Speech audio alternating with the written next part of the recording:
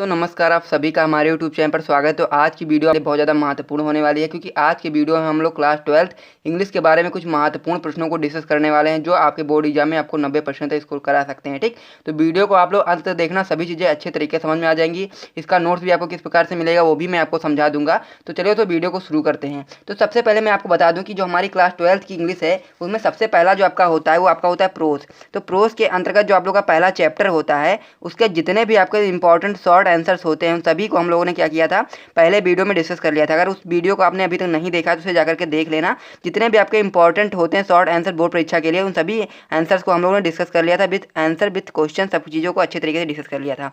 और उन चीज़ों को आप लोग नोट करते हुए चलें, अभी से एक कॉपी बना लें, तभी आप लोग अपने बोर्ड एग्जाम में अच्छा स्कोर कर पाएंगे। अब आज हम लोग बात कर लेते हैं, जो आपका प्रोज का पहला चैप्टर होता है उसका जो लॉन्ग आंसर होते हैं, यानी कि जो लॉन्ग आंसर होते हैं वो कितने आपके महत्वपूर्ण बनते हैं चैप्टर नंबर 1 से, उन सभी को आज के वीडियो में हम लोग डिस्कस कर लेंगे। यानी जितने भी आपके लॉन्ग आंसर बनते हैं पहले चैप्टर से, उन सभी को हम लोग आज की वीडियो में समाप्त करने वाले हैं। और अगर आपको वीडियो पसंद आता है तो वीडियो को लाइक कर दें, क्योंकि अगर आप लोगों के इस चैप्टर से एक भी लॉन्ग आंसर आ जाता है तो आप लोगों के 7 नंबर इस वीडियो से कंफर्म हो जाएंगे, क्योंकि ये जो लॉन्ग आंसर होता है आपकी बोर्ड परीक्षा में 7 नंबर का पूछा जाता है। ठीक, तो वीडियो को आप लोग अंत तक देखना, आपको सभी चीज़ें अच्छे तरीके से समझ में आ जाती हैं। अब रही बात कि इसका जो पीडीएफ होगा किस प्रकार से आपको दिया जाएगा, तो वो मैं बता देना चाहता हूँ कि अगर आप लोग क्लास 12th की बात करें तो फिजिक्स, केमिस्ट्री हो या फिर बायोलॉजी हो या फिर हिंदी या फिर इंग्लिश हो, सभी के जितने भी नोट्स होंगे, इंपॉर्टेंट नोट इस प्रकार के नोट्स, वो सभी आपको हमारे ग्रुप में मिलेंगे, जिनका चार्ज केवल 149 है। ठीक, तो जिनको भी ग्रुप में ज्वाइन होना है, डिस्क्रिप्शन में आपको मेरा नंबर मिल जाएगा, वहाँ से आप लोग मैसेज कर लीजिएगा, मैं आपको बता दूंगा किस प्रकार से आपको ज्वाइन करना है। ये बात हो गई।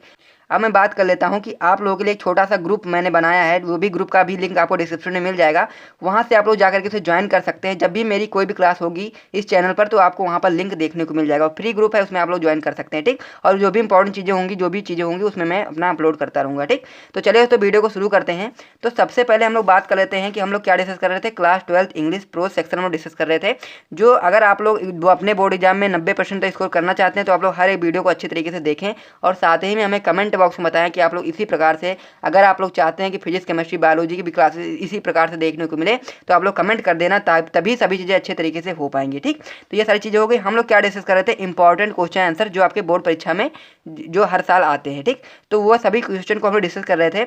तो हम लोगों ने पहले चैप्टर के जितने भी आपके शॉर्ट आंसर्स होते हैं उन सभी को हम लोग डिस्कस कर लिया था। इस वीडियो को देखने के बाद आप लोग उस वीडियो को देख लेना, अगर आपने अभी तक नहीं देखा है। तो आज हमारी बारी है लॉन्ग आंसर्स को करने की। तो लॉन्ग आंसर आपके बोर्ड परीक्षा में 7 नंबर के लिए आते हैं, और पहले चैप्टर से आपके 3 मैं आपको लॉन्ग आंसर कराने वाला हूं, जो आपके लिए बहुत ज़्यादा महत्वपूर्ण है। इस प्रकार से मैंने इसका नोट्स बना करके रखा है, देख सकते हैं आप लोग इस प्रकार से। तो ये सारे नोट्स आपको ग्रुप के अंदर मिल जाएंगे, जो भी लोग ग्रुप में ज्वाइन हैं उनको ये नोट्स मिल जाएगा। तो चलिए तो वीडियो को शुरू करते हैं बिना टाइम को वेस्ट करते हुए।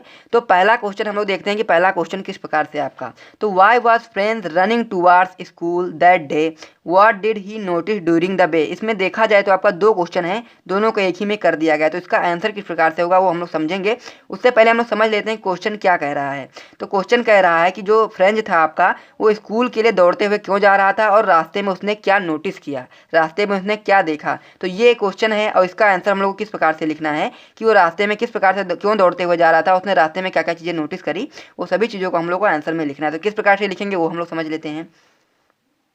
दैट डे यानी कि उस दिन French war running toward the school, यानी कि स्कूल के लिए दौड़ते हुए जा रहा था, बिकॉज क्योंकि ही वॉज वेरी लेट, क्योंकि बहुत ज़्यादा लेट हो गया था अपने स्कूल के लिए, और and was in great dread of scolding, और साथ ही में उसे डांट का बहुत ही डर था, इसी की वजह से वो दौड़ते हुए जा रहा था। अब डांट की वजह से क्यों डर रहा था, यानी स्कॉल्डिंग का मतलब होता है डांट। तो एक्चुअली हिज टीचर, यानी कि जो उसके टीचर थे, M Hamel had said that he would question them on participle, यानी कि जो उनके टीचर थे एम हेमल, उन्होंने पार्टिसिपल के क्वेश्चन को याद करने के लिए उनको बताया था। कह सकते हैं कि पार्टिसिपल के जो रूल्स होते हैं उसे याद करने के लिए उनके टीचर ने दिया था। लेकिन and friend did not know the first word about them, लेकिन जो फ्रेंड था उसको उसका पहला लेटर तक नहीं आता था, उसको उसका कुछ भी नहीं आता याद था। ठीक, यानी कि जो पार्टिसिपल था उसके बारे में फ्रेंड्स को कुछ भी नहीं पता था। तो ये पहली बात हो गई क्यों वो डर रहा था। दूसरी बात ये थी, so he was in double terror, इसी वजह से वो दोगुनी कह सकते हैं कि दोगुना डरा हुआ था। पहली चीज़ क्या थी डरने की, वो थी आपकी नॉट नोइंग अबाउट पार्टिसिपल, यानी कि पार्टिसिपल के बारे में कुछ नहीं पता था, तो इसकी वजह से भी वो डर रहा था, क्योंकि जबकि टीचर ने उसके दिया था पार्टिसिपल को याद करने के लिए, अगर वो नहीं सुना पाएगा तो टीचर उसको डांटेंगे।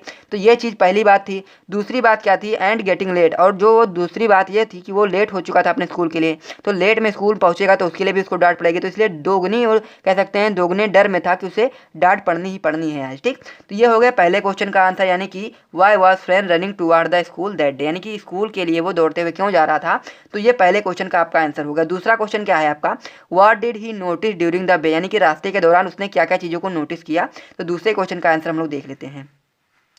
इन the way he notice the bird chirping at the edge of the woods, यानी कि जो चिड़िया थी वो चहचहा रही थी आपके जंगल में, और द प्रूसियन सोल्डर, यानी कि जो प्रूसिया के जो सैनिक थे, drilling in the open field back of the सॉमिल, यानी कि जो सॉमिल था यानी आरा मशीन के पीछे अभ्यास कर रहे थे। जो आपके प्रूसियन के सोल्डर थे, यानी कि प्रूसियन के जो सैनिक थे, वो क्या कर रहे थे, खुले मैदान में आरा मशीन के पीछे क्या कर रहे थे, अभ्यास कर रहे थे। ठीक, सॉमिल मतलब होता है आपका आरा मशीन, तो ये चीज़ आपको ध्यान रखनी है। अगले पेज की ओर बढ़ते हैं।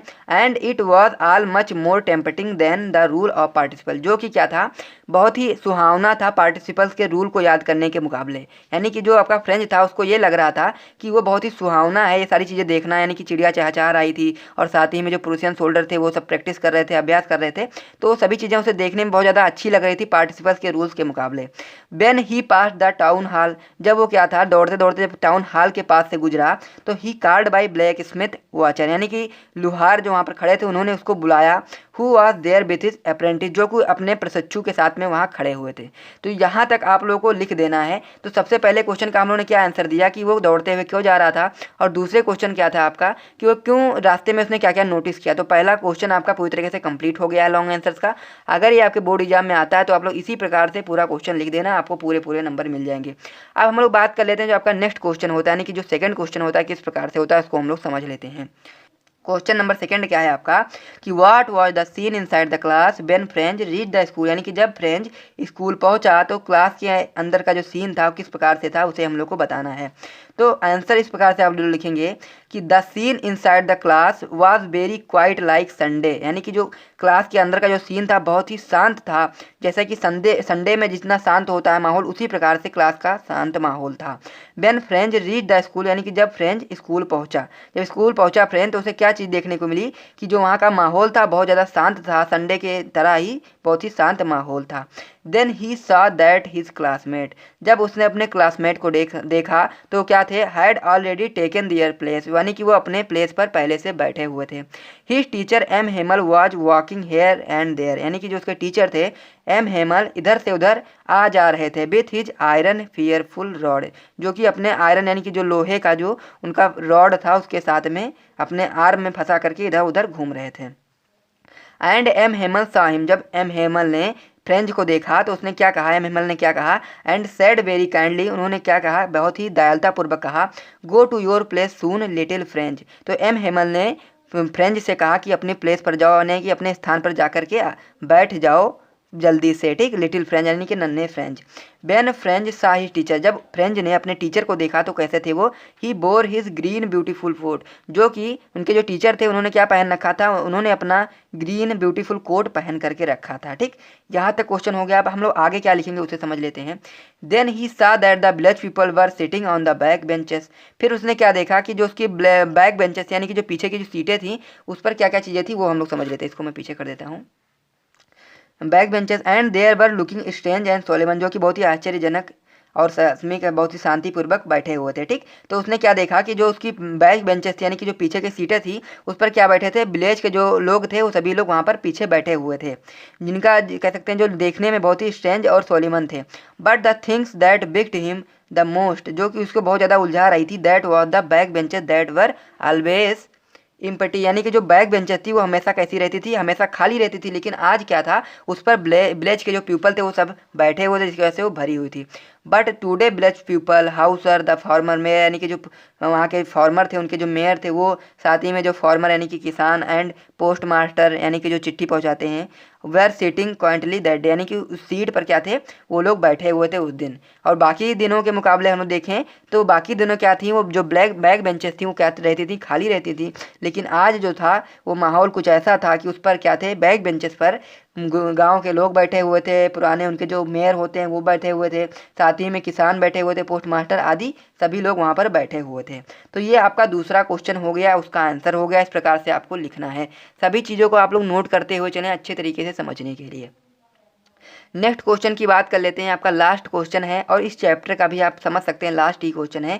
इस चैप्टर से आपके 3 महत्वपूर्ण क्वेश्चन जो बनते हैं मैंने आपको बता दिया। अगर आपको लगता है कुछ और भी आप लोग डिस्कस करना चाहते हैं या फिर याद करना चाहते हैं तो आप लोग याद कर सकते हैं, लेकिन इस चैप्टर से आपके 3 महत्वपूर्ण जो आपके क्वेश्चन होते हैं उनका मैंने सोल्यूशन आपको बता दिया। तीसरा क्वेश्चन जो आपका होता है इस प्रकार से होता है, what is the summary of the story the last lesson.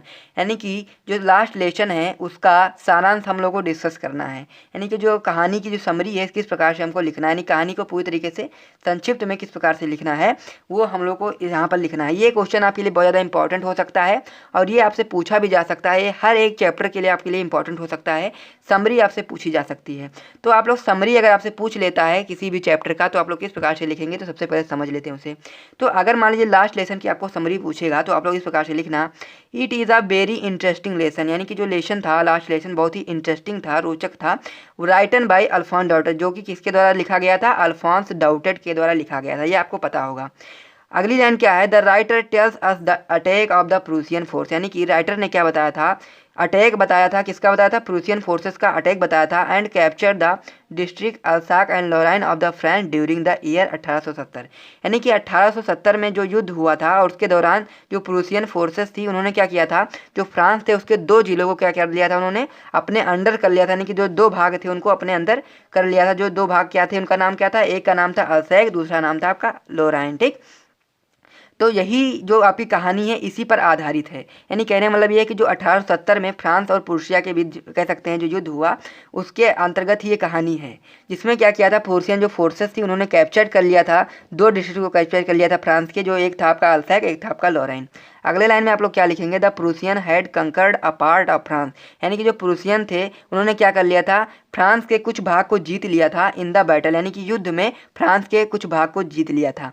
तो जो पार्ट थे यानी कि दिस पार्ट नेम, जो मतलब कि जो भाग जो थे जिनको प्रूसियन ने जीता था उनका नाम था अल्सैक एंड लॉराइन। ये चीज़ आपको ध्यान रखनी है। फिर क्या था, the order comes from Berlin. यानी कि जो कह सकते हैं जर्मनी की जो राजधानी थी बर्लिन, वहाँ से क्या था, एक ऑर्डर आया that only German will be taught in the school of Alsace and Lorraine. ठीक, तो जो अल्सैक और लॉराइन जो था वो फ्रांस का भाग था, तो उसमें फ्रांस भाषा पढ़ाई जाती थी और साथ ही में फ्रांस जो थी उनकी मातृभाषा थी। लेकिन जब क्या हुआ, जब यहाँ पर प्रूसियन सोल्जर्स जो थे उन्होंने जब इस पर कब्जा कर लिया अल्सैक और लॉराइन पर, तो बर्लिन से एक आदेश आया जिसके अंतर्गत उस आदेश में यह बताया गया कि अब जितने भी आपके अल्सैक और लॉराइन जो आपका ज़िले हैं उन सभी में जितने भी आपके स्कूल होंगे उसमें क्या पढ़ाई जाएगी, केवल और केवल जर्मनी पढ़ाई जाएगी या जर्मन पढ़ाई जाएगी। ठीक, वहाँ पर फ्रांस नहीं पढ़ाई जाएगी और जो आपके नए टीचर हैं वो आपके क्या होंगे, कल आ जाएंगे। यानी कि new teacher will be come tomorrow. ठीक, तो जिस दिन ये आदेश आया था उसके नेक्स्ट डे नए टीचर आपके आ जाएंगे। फिर हम लोग क्या लिखेंगे उसको समझ लेते हैं। It was a great pain for the people of Alsace and Lorraine. ठीक, यानी कि जो अल्सैक और लॉराइन के जो पीपल थे, वहाँ के जो लोग थे, उनके लिए बहुत ही ज़्यादा दुखद बात थी, क्योंकि उन्होंने क्या किया था, उनके लिए बहुत ही दुखद इसलिए बात थी क्योंकि उनको अब अपनी मातृभाषा को पढ़ने या फिर लिखने का अधिकार नहीं था, वहाँ पर केवल जर्मन पढ़ाई जाने का आदेश आ चुका था। The village people came to school, और जो उनके विलेज के पीपल थे वो जब आदेश आया तो उस दिन क्या थे, वो लोग गए वहाँ पर स्कूल गए। And they sat quietly on the back benches, और जो स्कूल के जो पीछे के जो बेंच थे उन पर जाकर के बैठ गए। ठीक, विच वर ऑलवेज एम्पटी, जो कि हमेशा एम्पटी रहती थी, लेकिन आज क्या था, Hauser, the mayor, the former mayor and the former post master and several person also come here and they were very sad because. ठीक, तो ये सभी लोग क्या थे, जो अल्सैक और लॉराइन के जो लोग थे सभी लोग, पोस्ट मास्टर हो जाए, कह सकते हैं पोस्ट मास्टर हो, या फिर आपके हो जाए कोई भी अन्य पर्सन हो जाए, या फिर फार्मर यानी कि किसान हो जाए, या फिर किसानों का जो मेयर है, सभी लोग क्या थे, स्कूल के जो पीछे के बेंचेस थे उस पर आकर के बैठ गए। और वो लोग बहुत ही दुखी थे बिकॉज देयर जो उनकी मदर टंग थी has been left him by the German force, जो कि जर्मन की जो सेनाएं थी उनके द्वारा छीन ली गई थी, क्योंकि उनके यहाँ आदेश आ गया था कि अब उनको उनकी जो मादर भाषा थी यानी कि जो उनकी मदर टंग थी यानी कि जो उनकी मातृभाषा थी अब उसको वहाँ पर नहीं पढ़ाया जाएगा। The environment of the school was very sad, वहाँ का जो एनवायरनमेंट था स्कूल का वो बहुत ही ज़्यादा दुखद था। The village people were crying because their right and their right had been left to him, यानी कि जो उनके पीपल थे विलेज के, यानी कि गांव के जो पीपल थे बहुत ज़्यादा दुखी थे, बहुत ही रो रहे थे, चिल्ला रहे थे, क्योंकि जो उनका अधिकार था, राइट था, उसको छीन लिया गया था। उनका अधिकार क्या था कि उनका अधिकार था अपनी मातृभाषा को बोलने का, अपनी मातृभाषा को पढ़ने का, लेकिन उनका अधिकार पूरी फोर्सेस थी उनके द्वारा छीन लिया गया था। इसीलिए बहुत ज़्यादा दुखी थे, बहुत ही ज़्यादा कह सकते हैं बहुत ही ज़्यादा दुखी थे और बहुत ही ज़्यादा रो रहे थे इसी की वजह से। ठीक, तो मैंने आपको जिस प्रकार से बताया कि जो आपका पहला चैप्टर होता है द लास्ट लेसन, उसके 3 आपके महत्वपूर्ण लॉन्ग आंसर्स होते हैं। सभी आंसर्स को आप लोग अच्छे तरीके से याद कर लें। मैंने आपको अच्छे तरीके से बता दिया है, आप लोग इनको नोट करते हुए चले अपनी कॉपी में और अच्छे तरीके से याद कर लें, क्योंकि आपके बोर्ड एग्जाम में यहीं से क्वेश्चन आपके पूछे जाएंगे। और अगर आपसे यहाँ से एक भी क्वेश्चन आता है तो आप लोग के 7 नंबर पक्के हो जाएंगे। तो वीडियो अगर आपको पसंद आए तो वीडियो को लाइक कर दें, चैनल को कर दें सब्सक्राइब। मिलते हैं नेक्स्ट वीडियो में, तब तक के लिए जय हिंद।